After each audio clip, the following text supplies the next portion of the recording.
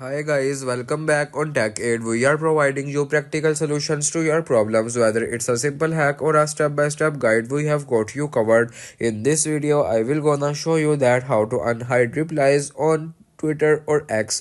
First of all, you can open the X application. I can already open the app. After opening the app, you can just simply tap on the profile icon at the top left corner of the screen. Tap on it, and here you can now tap on profile, and after this you will just simply go to the option that is replies, and here you can now tap on the three dots at the top right corner of the post, and here you can see the very last option that is change who can reply, or you can just simply select the option that is everyone, and after selecting this you will unhide replies in Twitter, or X. If you want to keep your online activity private and access to restricted contents like I do, try using a VPN. It's secure, easy to use, and makes the browsing safer. The link to buy is in the description below. If this tutorial helped, don't forget to like the video and subscribe for more practical solutions. Got questions or need extra help, drop a comment below and we will be happy to assist. See you in the next one. Thanks for watching.